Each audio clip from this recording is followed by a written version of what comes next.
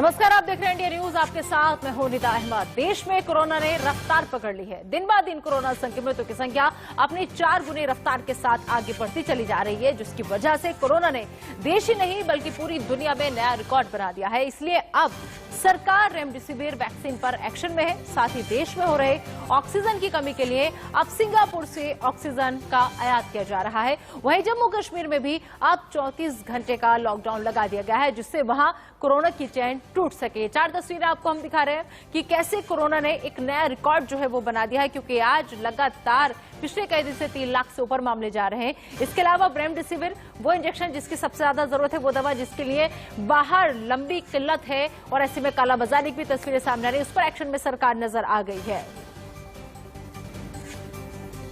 तो सिंगापुर से oxygen import किया जाएगा। इसके अलावा आपको हम बता दें कि लगातार सरकार की तरफ से कोशिशें जो है वो की जा रही हैं। हालांकि इस बीच जो खबरें आ रही है वो यही कि ऑक्सीजन की किल्लत से अभी भी कई अस्पताल लगातार जूझ रहे हैं। वहीं पश्चिम बंगाल की अगर हम बात करें तो पश्चिम बंगाल में कोरोना संक्रमण फैलाने वाला ट्रिपल म्यूटेंट वायरस पाया गया है और इससे कोरोना वायरस का बंगाल स्ट्रेन कहा जा रहा है। यह वायरस के तमाम पुराने स्ट्रेन से ज्यादा तेजी के साथ फैलता है और संक्रमित व्यक्ति को ज्यादा तेजी से बीमार करता है।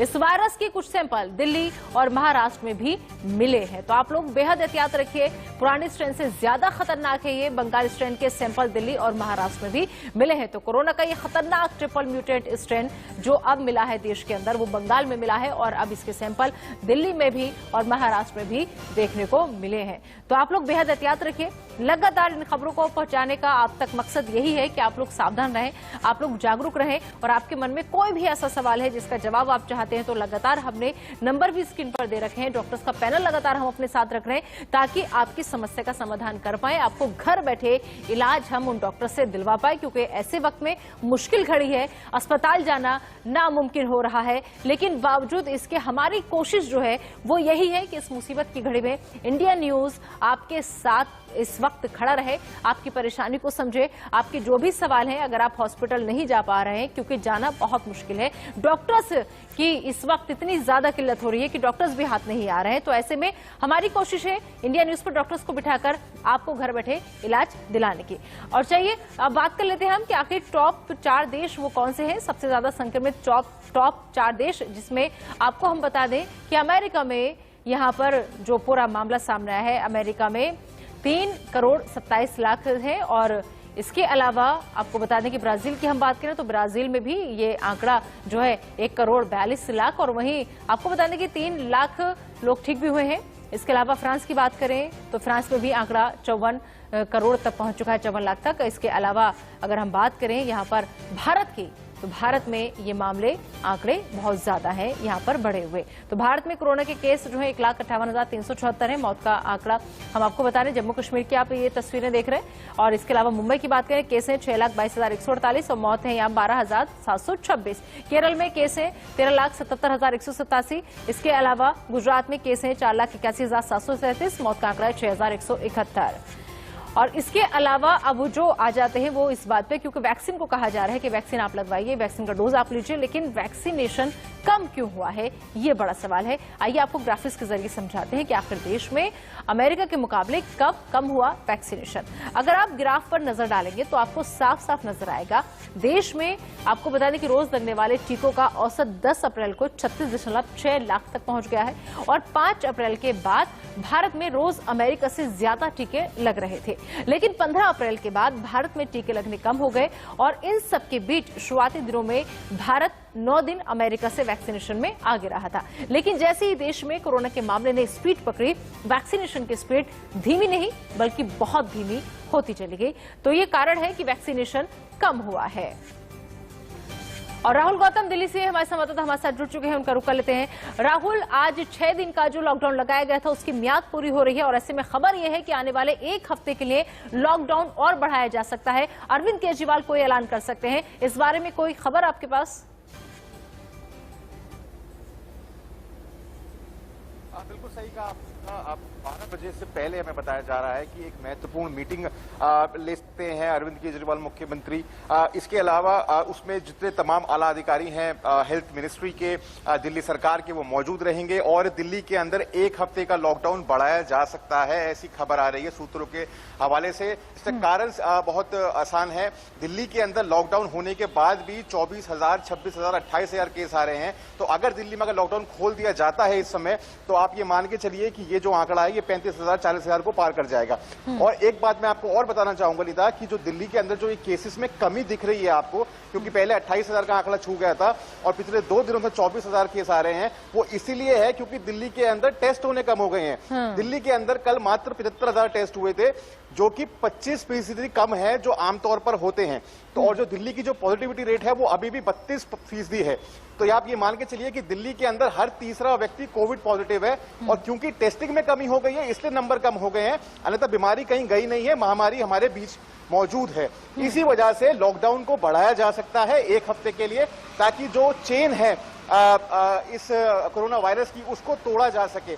मैं आपको एक बात और बता दूं, अगर लॉकडाउन खोला जाता है और नंबर अगर बढ़ते हैं तो दिल्ली की जो स्वास्थ्य सेवाएं हैं जो पहले से ही चरमरा रही हैं वो पूरी तरीके से ध्वस्त हो सकती हैं।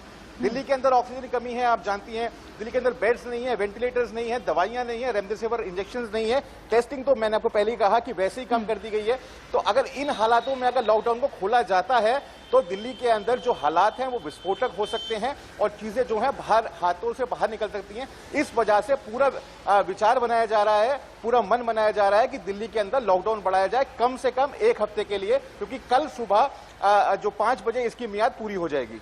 हाँ, ठीक है राहुल, लेकिन ऐसे में राहुल सवाल ये भी है कि सिर्फ लॉकडाउन लगाने से ही इस बीमारी से निजात नहीं पाई जा सकती। जैसे कि आप बता रहे हैं कि टेस्टिंग बहुत कम हो रही है और हकीकत भी है, हमारे भी कई साथी ऐसे हैं जिन्हें आशंकाएं पूरी कोविड पॉजिटिव है, रिपोर्ट उन्होंने टेस्ट करा लिया है लेकिन रिपोर्ट 8-8 दिन तक नहीं आ रही है। ऐसे में सही आंकड़ा कैसे निकलकर सामने आएगा? और दूसरा, सिर्फ लॉकडाउन ही क्या अब इसका हल बचा है? बाकी और जो समस्या है उनकी तरफ भी ध्यान नहीं देना चाहिए सरकार को?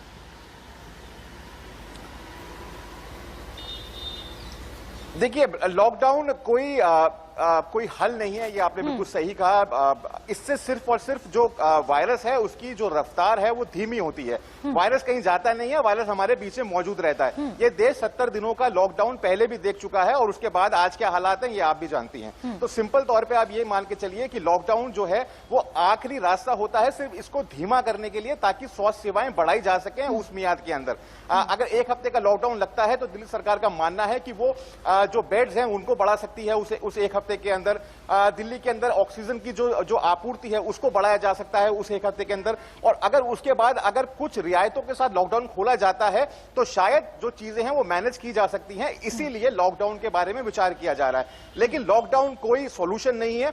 लॉकडाउन अगर आप लगाएंगे तो मैंने जैसे कहा कि अभी भी लॉकडाउन दिल्ली के अंदर चालू है, लेकिन दिल्ली के अंदर फिर भी 24,000, 26,000, 28,000 अगर मामले आ रहे हैं तो आप सोच सकती हैं अगर लॉकडाउन खुल जाएगा तो उसके बाद क्या स्थिति हो जाएगी। तो इस वजह से लॉकडाउन जो है उस पर विचार इसलिए किया जा रहा है ताकि स्वास्थ्य सेवाएं उस एक हफ्ते के अंदर बढ़ाई जा सके, बेड्स बढ़ाए जा सके। मैं आपको एक और बात बता दूं कि क्योंकि दिल्ली के अंदर टेस्टिंग कम हो रही है, दिल्ली के अंदर इसलिए मामले कम आ रहे हैं। अगर दिल्ली में आपका टेस्ट हो रहा है तो उसकी रिपोर्ट जो है 4 या 6 दिन के बाद आ रही है। ठीक है राहुल, आप नजर बनाए रखिए, देखना होगा कि अरविंद केजरीवाल आकर क्या अनाउंस करते हैं आज। लेकिन इस बीच आप भी अपना बहुत ख्याल रखिए। फिलहाल बहुत बहुत शुक्रिया राहुल इस तमाम जानकारी के लिए आपका। चलिए, अब डॉक्टर्स भी हमारे साथ जुड़ चुके हैं, उनका मैं तारुफ आपसे करा देती हूँ। हमारे साथ इस वक्त डॉक्टर विनय अग्रवाल जी जुड़ चुके हैं, डॉक्टर श्रुति मलिक जो कि डायरेक्टर है रेडिक्स हॉस्पिटल की, वो भी हमारे साथ जुड़ चुके हैं। डॉक्टर श्रुति मलिक और डॉक्टर विनय अग्रवाल, स्वागत है आपका इंडिया न्यूज पर। डॉक्टर श्रुति मलिक, सबसे पहले मैं एक चीज आपसे समझना चाहूंगी आज कि RT-PCR निगेटिव आ रहा है, लोग करा रहे हैं, बहुत से लोगों की शिकायत है, लेकिन उनके बॉडी के अंदर पूरे लक्षण मौजूद हैं, इसका क्या मतलब है? देखिए निदा जी, बहुत ही अच्छा सवाल आपने किया है। मैं यहाँ पे आपको सिंपल भाषा में ये बताना चाहूंगी कि एक चीज होती है, कोई भी अगर टेस्ट होता है तो इसकी एक चीज होती है स्पेसिफिसिटी, दूसरी चीज होती है सेंसिटिविटी। इसका मतलब ये है कि अगर हम RT-PCR की बात करें तो ये 60 से 70% जो है इसकी सेंसिटिविटी है। इसका मतलब कि अगर किसी का टेस्ट हो रहा है तो 60 से 70% चांसेस है कि वो पॉजिटिव आएगा, बट 30% चांसेस है कि वो नेगेटिव भी आ सकता है, जिसको हम कहते हैं फॉल्स नेगेटिव।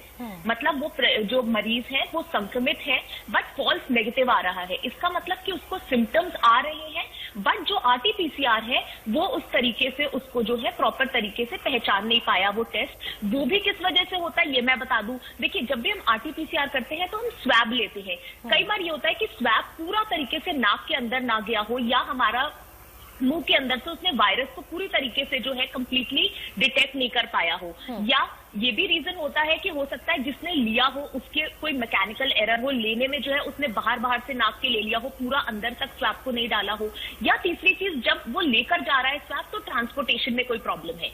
जहां तक मैं स्पेसिफिसिटी की बात करूंगी, 99% स्पेसिफिसिटी है। इसका ये मतलब है कि अगर RT-PCR पॉजिटिव आया है तो मतलब वो पॉजिटिव है। एक तो 10% है कि वो पॉजिटिव है, बट अगर आपको लग रहा है कि आपको लक्षण आए हैं और उसके बाद भी आपका RT-PCR जो है वो नेगेटिव आ रहा है, तो आप अपने लक्षणों से देखिए। अगर आप लग रहा है तो अगर आपको डॉक्टर की सलाह में लीजिए, वो आपको बताएंगे कि कौन से ब्लड मार्कर्स कराने हैं अगर आपका नेगेटिव आया है और आपको सिम्टम्स आ रहे हैं। और तीसरी चीज वो आपको ये बताएंगे कि हम रेडियोलॉजिकली जो है मतलब एक्सरे के थ्रू या फिर CT स्कैन के थ्रू हम उस चीज को डिटेक्ट करेंगे कि कहीं कोई निमोनिया तो नहीं है या लंग इन्वॉल्वमेंट तो नहीं है। तो हम लोगों को इस समय ये जानना है, क्योंकि इसकी सेंसिटिविटी जो है सिर्फ 66% है, तो हम लोग डॉक्टर के साथ टच में रह के और सारे पैरामीटर्स से भी पता कर सकते हैं। क्योंकि इस समय इतना ज्यादा पैंडेमिक फैला हुआ है, हम हर फीवर को सबसे पहले जो है वो कोरोना मान के चलेंगे और अपने आप को सेल्फ आइसोलेट करेंगे और तुरंत टेस्टिंग कराएंगे। बहुत अच्छी बात आपने बोली कि इस वक्त अगर हल्का भी फीवर आ रहा है तो हमें कोई भी लापरवाही नहीं बरतनी है। ठीक है, डॉक्टर विनय अग्रवाल का रुख कर लेते हैं, हमारे साथ मौजूद हैं। डॉक्टर विनय अग्रवाल, टेस्ट पॉजिटिव हो तो क्या करना चाहिए? क्योंकि बहुत से लोग हैं सोचते हैं कि घर में ही ट्रीटमेंट कर लेते हैं क्योंकि अस्पतालों की भी हालत बहुत ज्यादा खराब है। तो अगर जो लोग पॉजिटिव आने के बाद उन्हें कोई परेशानी नहीं है, किसी तरह की कोई परेशानी से वो नहीं जूझ रहे, तो घर पे ही अगर खुद को आइसोलेट कर ले तो घर पे रहकर उन्हें कौन सी एहतियात बरतनी चाहिए? देखिए, आपका बड़ा अच्छा सवाल है कि अगर कोरोना टेस्ट पॉजिटिव आया है और उनके कोई खास सिम्टम्स नहीं है, हाँ। उस सिचुएशन में सबसे पहली चीज जो हमें करनी चाहिए वो सेल्फ आइसोलेशन कर लेना चाहिए, ताकि हम बाकी लोगों को संक्रमित ना करें जो घर के और लोग हैं। सबसे पहली तो सलाह ये है। उसके साथ साथ हम थोड़ी स्टीम लें। अगर हमको छोटी सी खांसी वगैरह है, हम पैरासीटामोल वगैरह ले सकते हैं अगर हमको हल्का सा बुखार होता है। और लेकिन इसके साथ साथ हम अपने पल्स ऑक्सीमीटर से अपने ऑक्सीजनेशन को जरूर देखते रहें कि हमारा ऑक्सीजनेशन जो है वो 97, 98, 96 इस तरीके से चल रहा है या नहीं चल रहा है। थोड़ा सा सिम्टम्स पे ध्यान रखने वाली बात। इसके साथ साथ हमें पौष्टिक खाना खाना चाहिए, फ्रूट्स बहुत लेने चाहिए, विटामिन C और जिंक के सेवन से भी मदद मिलती है। तो इस तरीके की चीजें हमें करनी चाहिए। इसके साथ साथ जैसा इसका नॉर्मल प्रिस्क्रिप्शन है, मैं कहूंगा कि अगर आप कोरोना पॉजिटिव हैं तो एक वीडियो कंसल्टेशन अपने फिजिशियन के साथ जरूर ले लें, क्योंकि उसके साथ आपको अगर कोई छोटी सी उनको कोई एंटीबायोटिक कवर देना है या कोई उनको एंटीवायरल मेडिसिन ओरल आपको शुरू करनी है तो वो उनको उसको करने में मदद मिलेगी। लेकिन बेसिक सबसे इंपॉर्टेंट चीज जो है वो आप तो संक्रमित हैं, अब बाकी लोगों को संक्रमित ना करें, इसलिए आप अपने आप को सेल्फ आइसोलेशन में चले जाएं और पूरी प्रिकॉशंस लें। ठीक है। डॉक्टर श्रुति, ऐसे में एक चीज और ये जानना बहुत जरूरी है कि अक्सर देखा जा रहा है कि लोग पैनिक बहुत ज्यादा हो रहे हैं क्योंकि घबराहट है, परेशान है, दहशत में है लोग। लगातार जितने मामले बढ़ रहे हैं और जो भयावह तस्वीरें आ रही हैं अस्पतालों की हो चाहे मौतों के आंकड़े की बात करें, इससे लोग बहुत ज्यादा पैनिक हो रहे हैं। ऐसे में अस्पताल जाने की जरूरत कब है मरीज को? कब तक वो घर पर रहकर खुद को सेफ महसूस समझे? देखिए, जब भी हम अपना ऑक्सीजनेशन लेवल को सबसे पहले देखते हैं, हम हर 6 घंटे पे अगर कोई मरीज ऐसा है जिसको लग रहा है कि वो कोरोना पॉजिटिव है, वो अपना पल्स ऑक्सीमीटर लगाए, अपने SpO2 मॉनिटर पे ध्यान रखे। जब हमें ऐसा लगे कि 93 के नीचे, देखिए ICMR, एम्स की जो नई गाइडलाइंस आई हैं, इन सब में ये कहना है कि 93 के नीचे अगर आपका ऑक्सीजन लेवल जाता है तो आपको जो है वो हॉस्पिटल जाने की जरूरत हो सकती है। कि हम इसलिए इस बारे में ये कह रहे हैं कि 93 के नीचे, क्योंकि अगर हम देखें तो स्टार्टिंग में अगर वायरस के जो शुरू के 4-5 दिन होते हैं, आपका बेस लाइन रहता है 96, 97 और बहुत धीरे धीरे गिरता है। बट जब 90 पहुंच जाता है उसके बाद सडन फॉल होता है हमारे ऑक्सीजन लेवल में। इसलिए मैं बताती हूँ, अगर आप अपने डॉक्टर के साथ जो है वो टच में रहेंगे, अपने पैरामीटर्स उनको बताते रहेंगे, अपने एक एक सिम्टम उनको बताते रहेंगे, तो वो आपको एग्जैक्ट टाइम पे गाइड करेंगे कि आपको कब जाने की जरूरत है। देखिए, जहां तक हम इस समय सेकेंड वेव कोविड 2.0 की बात कर रहे हैं, इसमें कई आप समझ लीजिए 80 से 85% लोग जो है वो तो घर पे ही ठीक हो जा रहे हैं। 10 से 15% ऐसे लोग हैं जो लोग इस समय जो है उनको हॉस्पिटलाइजेशन की जरूरत पड़ रही है। बट क्योंकि लोग इतना पैनिक में है, उनको लग रहा है कि कल के दिन अगर मेरे को हो गया, मेरा ऑक्सीजन गिर गया तो मेरे को बेड नहीं मिलेगा, तो लोग पैनिक में माइल्ड केसेस में भी जो है वो अस्पताल की तरफ भाग रहे हैं, जिसकी जरूरत नहीं है। वो घर पे भी रह के अपने आप को ठीक कर सकते हैं। तो अगर हमें कोई ऐसे सिम्टम्स लग रहे हैं जिसमें हमें लगे कि हमें सांस लेने में तकलीफ हो रही है, हमारा ऑक्सीजन नीचे गिर रहा है, तो आप इमीडिएटली हॉस्पिटल की तरफ जाएं और अपने एक मैं बार बार ये बोलूंगी, एक अपने सिम्टम पे ध्यान रखें। खुद से सेल्फ मेडिकेशन ना करें, क्योंकि देखिए हर दवाई का एक इंडिकेशन है। आपकी सिम्टम्स के हिसाब से ही आपको डॉक्टर बताएगा कि आपको कौन सी दवाई किस दिन पर लेनी है और आप उससे आराम से ठीक हो सकते हैं। ठीक है डॉक्टर विनय, ऑक्सीजन का स्तर क्या है और कब तक हमें ये महसूस करना चाहिए कि अब हम खतरे से बाहर हैं या हम खतरे के अंदर हैं? कब हमें पता चलना चाहिए, क्या स्तर होना चाहिए ऑक्सीजन का? देखिए, नॉर्मली जब आपको बुखार आता है उसके 5-6 दिन तक तो माइल्ड सिम्टम्स रहते हैं, अगर आप इवन कोरोना पॉजिटिव भी है 4-5वें दिन तक। और उसके बाद से अगर आपका फीवर बहुत तेजी से बढ़ रहा है, आपको सर्दी बहुत लग रही है, आपको हल्की सी ब्रेथलेसनेस शुरू हो रही है, या आपका कफ बहुत ज्यादा है और उस कफ का जो बलगम फंसता है उससे आप परेशानी महसूस कर रहे हैं, इन सारे सिम्टम्स में, और साथ साथ अगर आप पल्स ऑक्सीमीटर से अपनी जांच कर रहे हैं वो 93-94 से नीचे जा रहा है, तो ये सारे सिम्टम्स ऐसे हैं, ये थोड़ा ये बताते हैं कि आपका वायरल लोड जो है, जिस वायरस का जो लोड है बॉडी में वो बढ़ रहा है, जिसे हम साइटोक्राइन स्टॉर्म कहते हैं। और उस क्योंकि वो बढ़ रहा है तो वो एक खतरे का साइन है, और उस सिचुएशन में ये जरूर है कि आपको अपना आगे इन्वेस्टिगेशन करानी चाहिए। जैसे श्रुति जी ने बताया कि एक्सरे और आगे जाके सीटी स्कैन, इसमें बहुत इंपॉर्टेंट पैरामीटर्स हैं। और अगर सीटी स्कैन में भी आपका स्कोर जो है वो 6-7 से ज्यादा आ रहा है, 8-9 के करीब आ रहा है, या 10-11 से ज्यादा आ रहा है, तो उस सिचुएशन में आपको हॉस्पिटलाइजेशन कराना जरूरी है, क्योंकि ऐसा उससे ये प्रतीत होता है कि आपके लंग्स काफी मात्रा में अफेक्टेड हैं और आपको ऑक्सीजन की जरूरत पड़ सकती है। सिटी स्कैन से वो क्लियर हो जाएगा कि आखिर क्या कंडीशन है। एक कॉलर हमारे साथ जुड़ गए हैं बक्सर से, जूना। स्वागत है आपका इंडिया न्यूज पर। पूछिए अपना सवाल, क्या जानना चाहते हैं आप?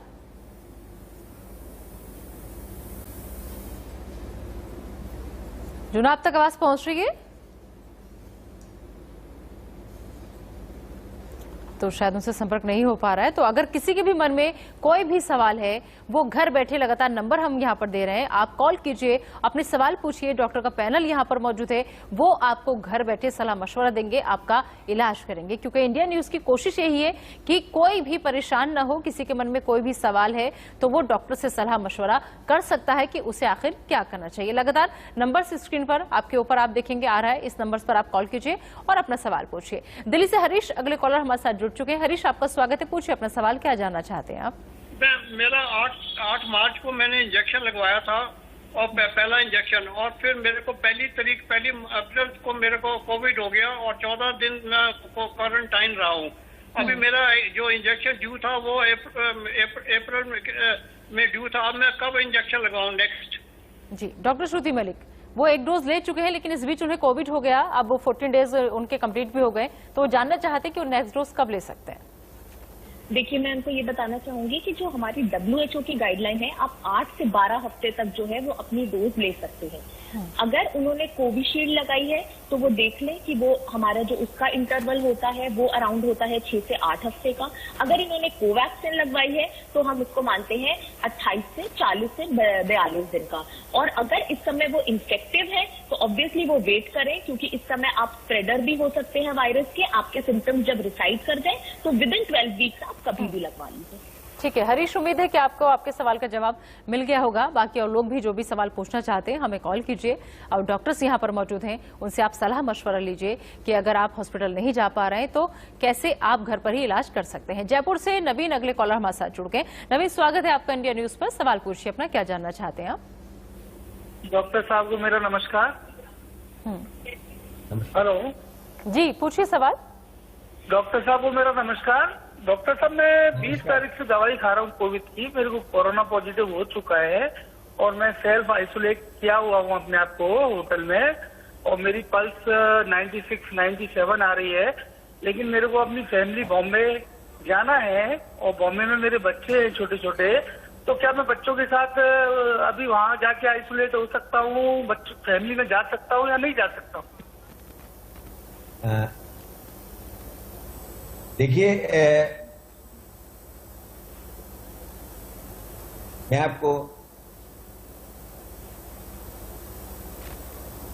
आवाज गूंज रही है जी। नहीं, आ रही है डॉक्टर विनय, बोलिए आप, आ रही है आपके पास। मेरा आपको सलाह है कि अगर आप कोरोना पॉजिटिव हैं और आपको 5-6 दिन हुए हैं तो आप ट्रैवल नहीं कीजिए, अपने सेल्फ आइसोलेशन में ही रहें, क्योंकि आपका परिवार के साथ जाना और वहां तक पहुंचना वो बहुत लोगों को संक्रमित कर सकता है, और आपका अपने परिवार के साथ रहना भी परिवार के लिए भी खतरनाक है। आपने 5-6 दिन निकाल लिए हैं, 4-5 दिन और 6 दिन और हिम्मत कीजिए। मुझे पूरा विश्वास है आप स्वास्थ्य लाभ लेंगे और उसके बाद जब आप नेगेटिव आ जाए तो आप अपने परिवार से मिल सकते हैं। बिल्कुल, इस वक्त बहुत एहतियात बरतने की जरूरत है विनीत आपको, क्योंकि आप कोरोना पॉजिटिव हैं, तो बेहतर होगा कि बच्चों से, फैमिली से आप दूरी ही बनाए रखें, उसके बाद ही आप सफर करें। उम्मीद है कि आपको आपके सवाल का जवाब मिल गया होगा। और बाकी ललिता अगली कॉलर हमारे साथ राजस्थान से जुड़ चुकी है। ललिता, पूछिए अपना सवाल, क्या जानना चाहती हैं आप? डॉक्टर साहब नमस्ते। नमस्ते जी ललिता, सवाल पूछें। हेलो जी ललिता, आपकी आवाज आ रही है, डॉक्टर साहब ने आपका नमस्ते भी ले लिया है, अपना सवाल पूछें। सर, मेरे दोनों बच्चे पॉजिटिव आए हैं। जी हाँ जी, हेलो। हाँ हाँ डॉक्टर साहब, मेरे ना दोनों बच्चे पॉजिटिव आए हैं जी, तो उनके लिए क्या क्या प्रिकॉशन लें? देखिए, आपके दोनों बच्चे पॉजिटिव आए हैं तो उनका तो ध्यान रखने वाली बात है, उन दोनों को आप सेल्फ आइसोलेट कर दें और अपने को भी उनसे आइसोलेट कर लें, बिकॉज उनसे आपको संक्रमण नहीं होना चाहिए। और जहां तक अगर बच्चे आपके दोनों पॉजिटिव हैं और उनके माइल्ड सिम्टम्स हैं, उस सिचुएशन में भी मैं कहूंगा कि आप अपने फैमिली फिजिशियन से बात करें और जैसा वो सजेस्ट करें उस तरीके से करें, घबराएं नहीं। बट आइसोलेशन इसमें बहुत जरूरी है, और क्योंकि परिवार छोटे होते हैं, छोटे उसमें हैं, तो आपका भी उससे आइसोलेट रहना जरूरी है ताकि आप भी संक्रमित ना हो।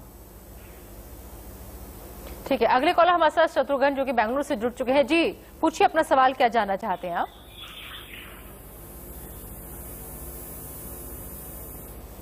शत्रुघ्न, आप तक अगर मेरी आवाज पहुंच रही है तो अपना सवाल पूछें।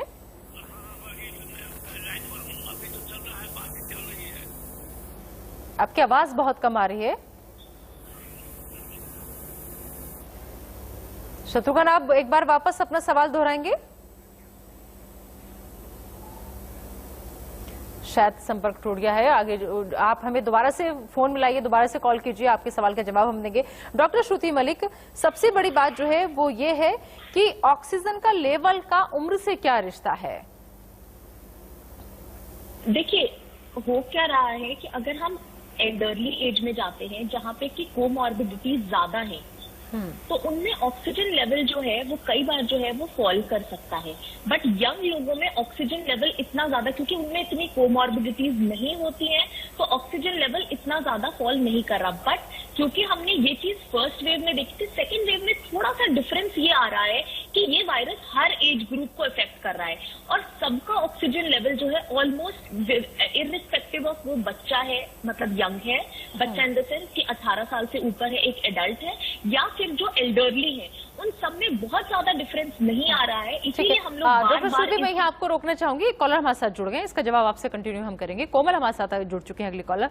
कोमल, अपना सवाल पूछें, क्या जानना चाहती हैं आप? जी, एक्चुअली कुछ 5 अप्रैल के आसपास मेरे हस्बैंड को फीवर आया था। फिर धीरे धीरे उनके सारे सिम्टम्स आए, उनको टेस्ट आना बंद हो गया, उनको स्मेल आनी बंद हो गई। हमने चेक कराया, दोनों नेगेटिव आए। उसके 1 वीक बाद फिर मेरे अंदर भी सेम सिम्टम्स डेवलप हुए, लेकिन हमारी टेस्ट नेगेटिव आई, लेकिन RT-PCR भी और एंटीजन भी, लेकिन बॉडी में वीकनेस और टेस्ट ना आना, स्मेल ना आना, फीवर आना, कफ होना, वो सब कंटिन्यू था। जी डॉक्टर श्रुति, क्या कहेंगी?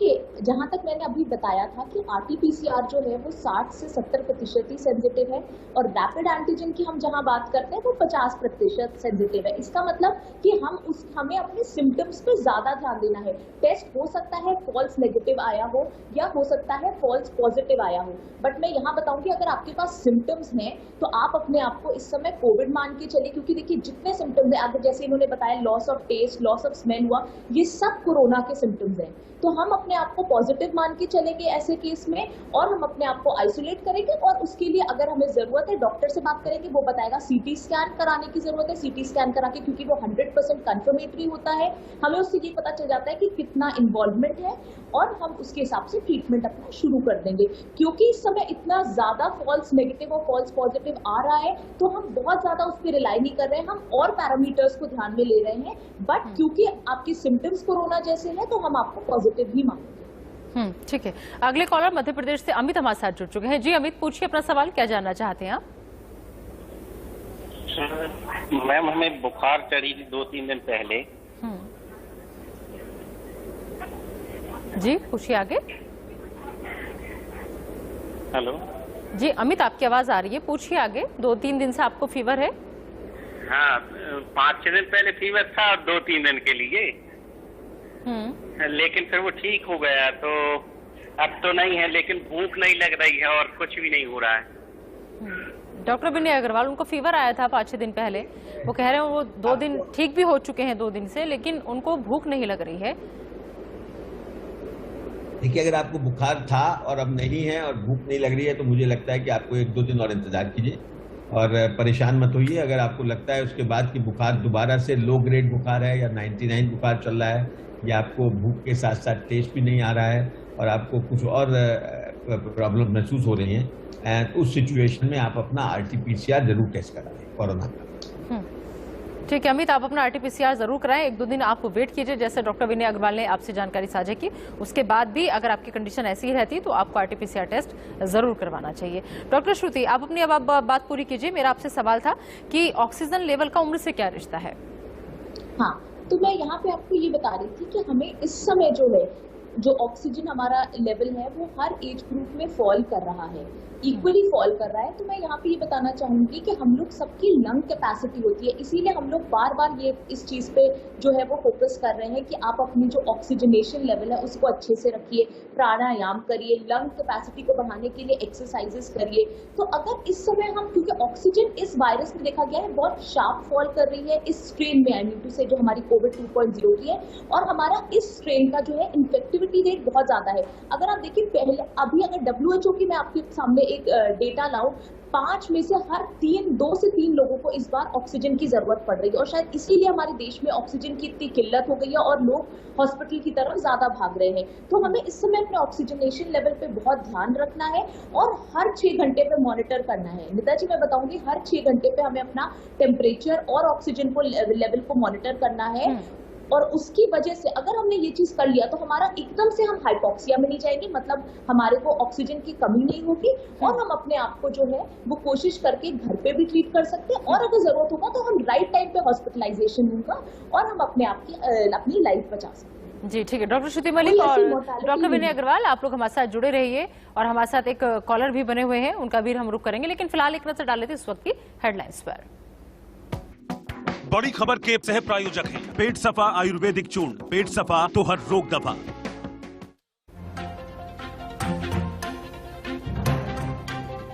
दिल्ली के अस्पतालों में ऑक्सीजन संकट जारी। LNJP समेत कई अस्पतालों में कुछ ही घंटे की ऑक्सीजन बची, खतरे में सैकड़ों जिंदगी।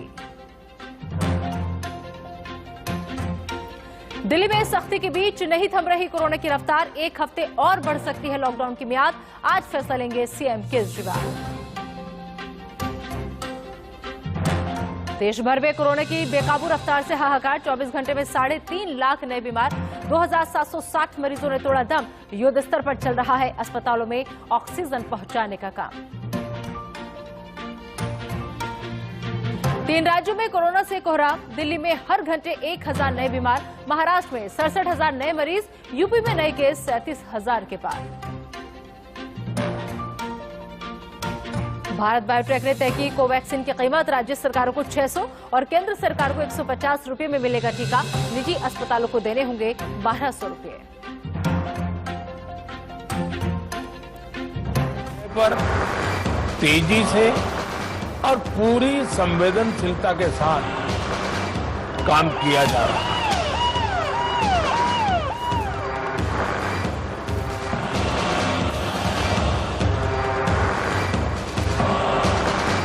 ऑक्सीजन की काफ़ी ज़्यादा अफरा तफरी थी।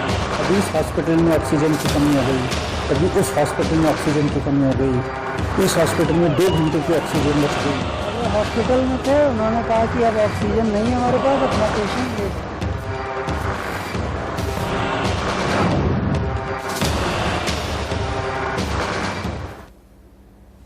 तो लगातार मामले बढ़ते चले जा रहे हैं। ऑक्सीजन की किल्लत की वजह से लोग अपने से दूर होते चले जा रहे हैं। न जाने कितनी मौतों का आंकड़ा। सिर्फ और सिर्फ हम ये नहीं कहेंगे कि कोरोना की वजह से उनकी मौत हुई है, क्योंकि कोरोना उनको शायद उससे वो बच भी जाते, लेकिन ऑक्सीजन की कमी की वजह से उनकी मौत हुई है, क्योंकि वक्त पर ऑक्सीजन नहीं मिल पाई। दिल्ली में बहुत ज्यादा बुरा हाल है, लगातार किल्लत है और लगातार खबरें भी आपको हम दिखा रहे हैं कि कौन से अस्पताल में कितने घंटे की ऑक्सीजन बची है और कितने मरीज ऐसे हैं जो अभी वहां भर्ती है और उनको ऑक्सीजन की सख्त जरूरत है, क्योंकि हालत उनकी गंभीर है।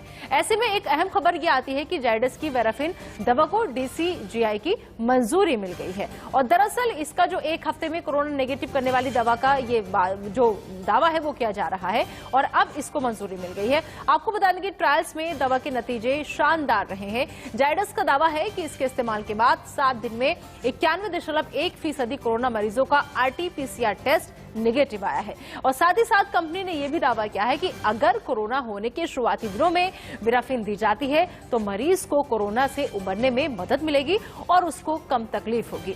ये दवा सिर्फ डॉक्टर की सलाह के बाद ही किसी मरीज को दी जाएगी। इसे अस्पतालों में उपलब्ध करवाया जाएगा। तो ये दावा है कि 1 हफ्ते में कोरोना नेगेटिव वाली ये दवा है। डॉक्टर्स लगातार हमारे साथ बने हुए हैं, डॉक्टर श्रुति, डॉक्टर विनी लगातार हमारे साथ बने हुए हैं, लेकिन हमारे कॉलर नीरज भी हमारे साथ जुड़ गए हैं। नीरज, पूछिए अपना सवाल, क्या जानना चाहते हैं आप?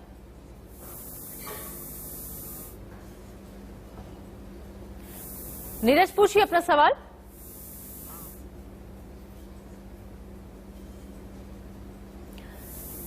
शायद नीरज की कॉल डिस्कनेक्ट हो गई है। मैं वापस से डॉक्टर्स का रुख करूंगी। जिस तरीके से डॉक्टर विनय अग्रवाल, मैं एक चीज आपसे समझना चाहूंगी, 1 हफ्ते में नेगेटिव करने वाली दवा की बात कही जा रही है, कितनी कारगर है ये दवा?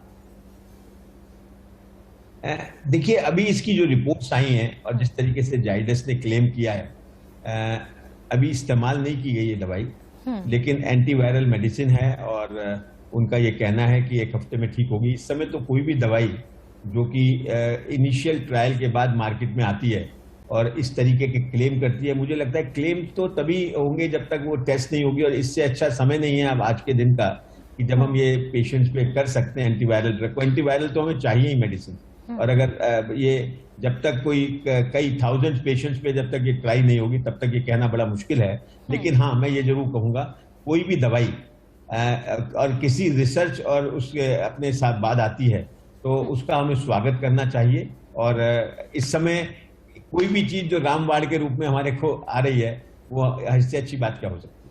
बिल्कुल। हमारे कॉलर नीरज एक बार फिर से हमारे साथ जुड़ चुके हैं हरियाणा से। नीरज, अगर आप तक आवाज पहुंच रही है तो अपना सवाल पूछें, क्या जानना चाहते हैं आप? हाँ मैडम, मैं ये पूछना चाहता हूँ कि मैंने ना दोनों वैक्सीनेशन करवाई है। हाँ। तो एक तो मार्च में करवाई थी, अब 45 डेज बाद दूसरी करवाई है। लेकिन दोनों में मेरे को कोई फीवर वगैरह कोई इस तरह का कुछ भी नहीं हुआ। उसमें कुछ ऐसा तो नहीं है वो उसका कोई इफेक्टिवनेस पे कुछ असर हो या कुछ ऐसा? नहीं, जहां तक मेरी जानकारी है ऐसा नहीं होता। फिर भी डॉक्टर श्रुति मलिक से जवाब ले लेते हैं। डॉक्टर श्रुति मलिक। नहीं नीरज, आप बिल्कुल चिंता ना करें। अगर फीवर आपको नहीं आया है तो ये कोई चिंता वाली बात नहीं है। ये एक माइल्ड साइड इफेक्ट है जो कभी कभी होता है पोस्ट वैक्सीनेशन। कोई भी वैक्सीन लगाएंगे, बट इसका आपकी इफेक्टिविटी से या आपका जो वैक्सीन आपके ऊपर जितनी एफिकेशियस होगी उससे इसका कोई भी लेना नहीं है। तो बिल्कुल चिंता ना करें अगर आपको बुखार नहीं आया। ठीक है, बाकी आप लोग भी और जो इस वक्त देखते हैं घर बैठे डॉक्टरी सलाह ले सकते हैं। आप हमें फोन कीजिए। कोविड ओपीडी लगातार यहाँ पर खुली है। 01161362114 ये हमारा नंबर है। आप इस पे हमें फोन कीजिए और डॉक्टर्स यहाँ मौजूद हैं। अमित दिल्ली से अगले कॉलर हमारे साथ जुड़ चुके हैं। अमित, पूछिए अपना सवाल, क्या जानना चाहते हैं आप? अमित, आप तक आवाज पहुंच रही है तो पूछिए अपना सवाल। चलिए शायद कॉल डिस्कनेक्ट हो। सिटीजन हूँ और मैंने जो है 9 मार्च को जो है पहला कोविशील्ड का अपना वैक्सीनेशन लिया था। उसके बाद 9 अप्रैल को 8 अप्रैल को जो है मुझे कोविशील्ड ये दोबारा से कोविड आ गया, पॉजिटिव आ गया। आज 17 दिन हो चुके हैं और मैंने बिल्कुल मेरे कोई सिम्टम नहीं है। और क्या मैं दूसरे डोज के लिए जा सकता हूँ क्या? वैसे बिल्कुल ठीक महसूस कर रहा हूँ, कोई भी सिम्टम नहीं है, ऑक्सीजन वगैरह सब ठीक है। डॉक्टर विनय अग्रवाल वो एक डोज ले चुके हैं लेकिन 17 दिन कोविड पॉजिटिव भी हो गए थे डोज लेने के बाद। अब वो जानना चाहते हैं कि हालांकि उन्हें कोई अभी लक्षण महसूस नहीं हो रहा, ठीक है, स्वस्थ हैं वो, लेकिन क्या दूसरी वैक्सीन के लिए वो जा सकते हैं? हाँ अमित जी, आपने कोविशील्ड वैक्सीन लगाया था जैसा आपने बताया और उसके बीच में 9 मार्च को आपने लगाया था और आपको उसके बीच में फीवर हुआ, अब आप बिल्कुल ठीक हैं। वैसे भी हम कोविशील्ड के लिए अब हम कहते हैं कि 8 हफ्ते के बाद और 8 हफ्ते से 12 हफ्ते के बीच में आप वैक्सीन लगा सकते हैं, तो आप बिल्कुल सेफ हैं, आप कभी भी अपनी वैक्सीन लगाने के लिए जा सकते हैं। ठीक है अमित, आपको आपके सवाल का जवाब मिल गया होगा। डॉक्टर श्रुति मलिक अभी ठीक है, अंशु अगली कॉल हमारे साथ लखनऊ से जुड़ गए, उनका रुख कर लेते हैं पहले। अंशु स्वागत है आपका इंडिया न्यूज में, पूछिए अपना सवाल, क्या जानना चाहते हैं आप? मैम आज मुझे 1 हफ्ते से कोई चीज खाते हैं मैम तो किसी चीज का स्वाद नहीं लगता है और न ही किसी चीज की मुझे महक आती है। मैं बहुत परेशान हूँ, बाकी मुझे कोई चीज की दिक्कत नहीं, जुकाम भी है और कफ भी आता है। आपने टेस्ट कराया अभी तक अपना? नहीं मैम, टेस्ट नहीं कराया, एक्चुअली मुझे टाइफाइड था तो उसकी दवा फिलहाल चल रही है। अभी पास में ही डॉक्टर रहते हैं तो वहाँ पे जो मशीन होती है कोविड-19 की मतलब चेक कराने वाली, उसे तो चेक करते रहते हैं, तो टेम्परेचर ऐसा कुछ नहीं है। बट मैम मुझे किसी चीज का ना ही टेस्ट आता है ना ही मुझे कोई चीज लगता है। ठीक है, डॉक्टर श्रुति मलिक से जवाब ले लेते हैं। डॉक्टर श्रुति, उनका ये कहना है कि उनको टाइफाइड हुआ था बट उनको बाकी और कोई सिम्टम्स नहीं है, बट उनको स्वाद नहीं आ रहा है, क्या करें? वो टेम्परेचर भी उनका ठीक है। हाँ देखिए, कोरोना में जो है ये भी एक सिम्टम है कि लॉस ऑफ टेस्ट और लॉस ऑफ स्मेल। तो मैं इनसे ये कहूंगी कि अपने आप को मान के चले कि इनको कोविड है, ये अपने आप को आइसोलेट कर ले, बट उसके मुताबिक भी इनको टेस्ट कराना बहुत जरूरत है, क्योंकि टेस्ट से हमें एग्जैक्टली पता चलेगा कि और क्या चीजें इनको डेवलप हो रही हैं और उस हिसाब से ये ट्रीटमेंट अपने डॉक्टर से टेली कंसल्टेशन से या उनसे इन पर्सन मिलके जो है वो फिजिशियन से ले सकते हैं। ठीक है, उम्मीद है कि आपको आपके सवाल का जवाब मिल गया होगा। बाकी और लोग भी लगातार स्क्रीन पर नंबर हमारा है, घर बैठे आप डॉक्टर की सलाह ले सकते हैं, कॉल कीजिए, सवाल पूछिए, क्योंकि ऐसे वक्त में जब आपका संदीप हरियाणा से हमारे साथ जुड़ चुके हैं, संदीप पर रुक कर लेते हैं अगले कॉलर। संदीप स्वागत है आपका, पूछिए संदीप, क्या जानना चाहते हैं आप? मैम नमस्कार, मेरा क्वेश्चन है कि मुझे 13 अप्रैल को फीवर आया था और वो फीवर मुझे 15 अप्रैल तक रहा, उसके बाद फीवर नहीं है।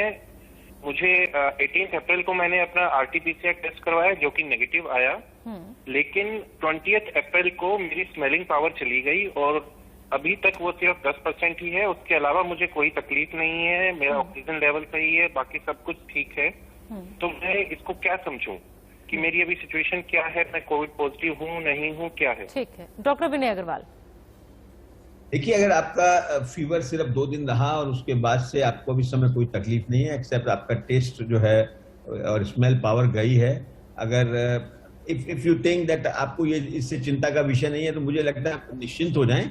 लेकिन सेफर साइड पे हमेशा अच्छा रहता है, क्योंकि आपको आज 10 दिन हो गए इस बात को, एक बार अपना RT-PCR टेस्ट करा लें तो या एंटीजन टेस्ट करा लें। जब आपको वो टेस्ट नेगेटिव आएगा तो आप में एक नया डिफरेंट किस्म का कॉन्फिडेंस आ जाएगा, तो उस टेस्ट को कराने की आवश्यकता है। ठीक है, डॉक्टर विनय अग्रवाल और डॉक्टर श्रुति मलिक, बहुत बहुत शुक्रिया आपका हमारे इतना कीमती वक्त अपना देने के लिए ऐसे वक्त में। लेकिन हमारी भी कोशिश है कि उन लोगों तक हम उन सही जानकारी पहुंचाएं जो इस वक्त हॉस्पिटल नहीं जा पा रहे हैं, क्योंकि हॉस्पिटल जाना इस वक्त बहुत मुश्किल है, बहुत ज्यादा किल्लत है, डॉक्टर्स की कमी है, हॉस्पिटल्स में बेड नहीं है। ऐसे में अगर आपका कोई भी सवाल है तो हमारी कोशिश है कि आपको घर बैठे हम सलाह मशवरा दिलवाएं, आपको घर बैठे हम इलाज करवाएं। फिलहाल आप दोनों का बहुत बहुत शुक्रिया और हमारी ये मुहिम लगातार जारी रहेगी ताकि इस वक्त मुश्किल वक्त में इंडिया न्यूज आपकी आवाज बनकर खड़ा रहे। फिलहाल एक छोटा सा ब्रेक, लेकिन बने रहिए इंडिया न्यूज के साथ। तेजी से